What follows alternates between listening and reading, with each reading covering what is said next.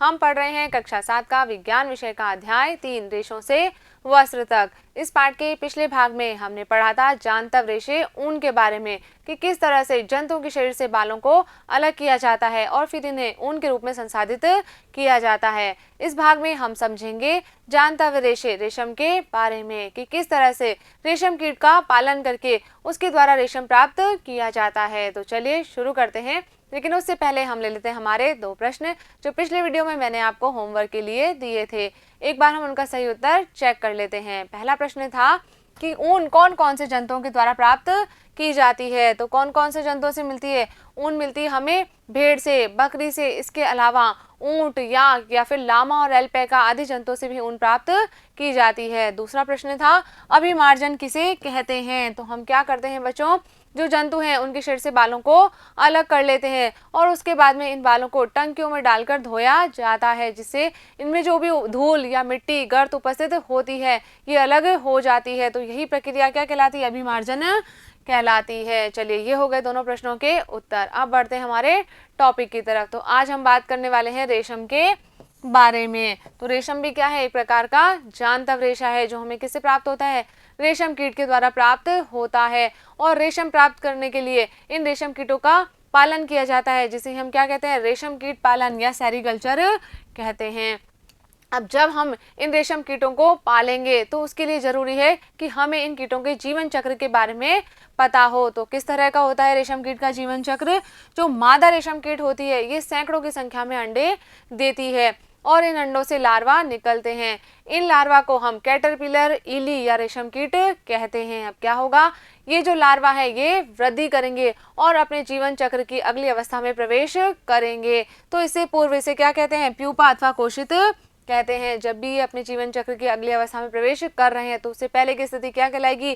Pupa अथवा कोशित कहलाती है। अब आगे क्या होता है, ये जो प्यूपा है ये अपने चारों ओर एक जाल विकसित कर लेता है और यह जाल इसे अपने स्थान पर बने रहने में सहायता करता है। अब क्या होगा कि ये जो प्यूपा है ये गति करेगा। किस तरह से करता है?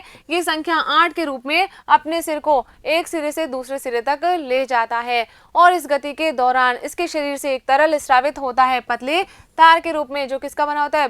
प्रोटीन का बना होता है। तो प्रोटीन पदार्थ से बना हुआ एक तरल स्रावित करता है, जिससे क्या होगा, ये जो तरल है ये इसे चारों ओर से ढक लेता है और जब ये कठोर हो जाता है तो इसी से क्या प्राप्त होता है? हमें रेशम का रेशा प्राप्त होता है। अब क्या होगा कि जल्दी ही जो कैटरपिलर है ये पूरी तरह से उस रेशम के धागे के अंदर बंद हो जाएगा, यानी कि उसके ऊपर एक आवरण बन जाएगा और इस आवरण को हम कहते हैं कोकून। तो अब कीट का जो आगे का विकास होगा वो इस कोकून के भीतर ही होता है। चित्र के माध्यम से समझते हैं।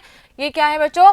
ये है नर रेशम कीट और मादा रेशम कीट। अब मादा रेशम कीट क्या करेगी? इस तरह से अंडे देगी और इन अंडों से कैटरपिलर निकलेगा, लार्वा निकलेगा, जिसे क्या कहते हैं? कैटरपिलर कहते हैं। अब ये कैटरपिलर क्या करेगा? अपने चारों ओर द्रव स्रावित कर देगा और इस तरह से आवरण नुमा संरचना बना लेगा, जिसे क्या कहते हैं? कोकून कहते हैं। तो आगे का जो भी विकास होगा वो इस कोकून के अंदर ही होता है। अब ये जो रेशम का रेशा हमें प्राप्त हो रहा है, तो रेशम का जो रेशा प्राप्त किया जाता है वो हमें कौन सी अवस्था से प्राप्त होता है? वो मिलता है हमें कोकून अवस्था से। और रेशम के जो कीट होते हैं ये अलग अलग किस्मों के होते हैं, तो इनसे प्राप्त होने वाला रेशम भी भिन्न भिन्न होता है, जैसे कि इनकी रुक्षता, चिकनाहट तथा चमक में भिन्नता होती है। अलग अलग रेशम जैसे कि टसर रेशम, मूंगा रेशम, कोसा रेशम, ये क्या है? रेशम के विभिन्न प्रकार हैं। और जो सबसे सामान्य रेशम कीट होता है ये होता है बच्चों शहतूत का रेशम कीट, जो कौन से वृक्ष पर रहेगा? शहतूत के वृक्ष पर रहता है और शहतूत की पत्तियों को खाता है। तो इससे प्राप्त होने वाला जो रेशम होता है ये मृदु, चमकदार और लचीला होता है और इसे अलग अलग रंगों में रंगा जा सकता है। अब किस प्रकार से हम इस कोकून से रेशम प्राप्त करते हैं उसको समझेंगे। तो बच्चों यहाँ पर क्या होता है, जो मादा रेशम कीट है ये एक बार में सैकड़ों अंडे देती है। इस तरह से चित्र में देखिए बहुत सारे अंडे जो हैं वो देती है। अब इन अंडों को सावधानी से कपड़े पर या फिर कागज की पट्टियों पर एकत्र कर लिया जाता है और इन्हें रेशम कीट पालकों को बेच दिया जाता है। अब ये रेशम कीट पालक जो है वो क्या करेंगे, इन्हें जो है अनुकूल परिस्थितियों में रखते हैं, जैसे कि उचित ताप और उचित आर्द्रता, ऐसी परिस्थितियां इनको प्रदान करते हैं और फिर क्या करेंगे, ये जो अंडे इन्होंने खरीदे हैं उनको ये थोड़ा गर्म रखते हैं, जिससे क्या होगा, इन अंडों में से लार्वा निकल जाए। और बच्चों, ये प्रक्रिया तब की जाती है जब शहतूत के वृक्षों पर नई पत्तियां आती है। इस तरह से जो शहतूत का वृक्ष होता है उसमें जब नई पत्तियां आती है उस समय ये प्रक्रिया की जाती है, जिससे क्या होगा कि जब नई पत्तियां आ रही है तो ये जो लार्वा है ये क्या करता है, इन शहतूत की पत्तियों का भक्षण करता है, तो उसे आसानी से पत्तियां उपलब्ध हो जाती है। अब जब लार्वा निकल गया है तो क्या कहेंगे, इसे कैटरपिलर कहते हैं। ये कैटरपिलर क्या करता है, इसे हम रेशम कीट भी कहते हैं। और ये दिन रात खाते रहते हैं और साइज में बहुत बड़े हो जाते हैं, यानी कि काफ़ी मोटी तगड़े हो जाते हैं। इस तरह से क्या खा रहे हैं, शहतूत की पत्तियों का भक्षण करते हैं। और अब क्या करा जाएगा, इन लार्वा को शहतूत की ताजी कटी पत्तियों के साथ में बांस की एक ट्रे में अलग कर दिया जाता है। वहां पर क्या होगा, कोकून का ये निर्माण करेंगे। तो अब क्या होगा बच्चों, 25 से 30 दिनों के बाद में ये कैटरपिलर खाना बंद कर देते हैं, यानी कि शुरुआत में ये दिन रात खाते रहते हैं और अपने आकार में वृद्धि करते हैं, लेकिन 25 से 30 दिनों के बाद में ये खाना पीना बंद कर देते हैं। और अब क्या करेंगे, कोकून बनाने के लिए जो बांस की बनी हुई ट्रे है इसके छोटे छोटे कक्षों में ये चले जाते हैं, और इसके लिए इस ट्रे के अंदर कुछ रैक या फिर टहनियाँ भी रख दी जाती है, जिनसे क्या होगा, ये कोकून जुड़ जाएंगे। अब क्या होगा, अपने चारों ओर पदार्थ स्रावित करेंगे और कोकून का निर्माण करेंगे। तो इस तरह से क्या हो जाएगा, कोकून का निर्माण होगा और जो आगे का विकास होगा वो इस कोकून के अंदर ही होगा।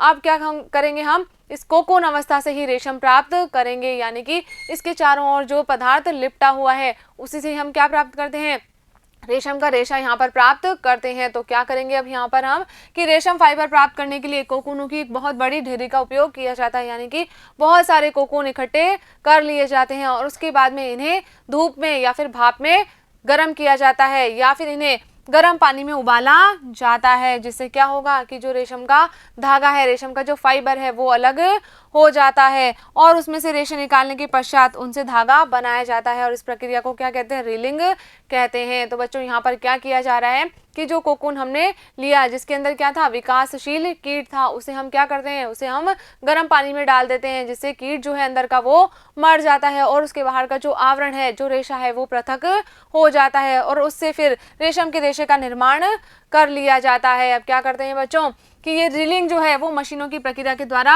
होती है और फिर इसमें इन रेशों की हम कताई करते हैं और कताई करने के बाद इन धागों से वस्त्र बुने जाते हैं, यानी कि इस तरह से रेशम का रेशा तैयार किया जाता है। तो किससे प्राप्त हो रहा है हमें रेशा, ये रेशम के कीट से प्राप्त हो रहा है। इसकी जो कोकून अवस्था में जो इसने चारों तरफ अपने पदार्थ लिपेटा था वो क्या था, रेशम का धागा ही था, उससे हमने रेशम का धागा प्राप्त किया है। तो बच्चों, यहाँ पर हमारा ये भाग कंप्लीट होता है। मुझे उम्मीद है कि इस वीडियो में हमने जो भी बातें की है वो आपने अच्छे से समझी होगी और अपनी कॉपी में नोट भी कर ली होगी। तो बच्चों, मिलेंगे हम अगले वीडियो में इस पाठ के अभ्यास प्रश्नों के साथ।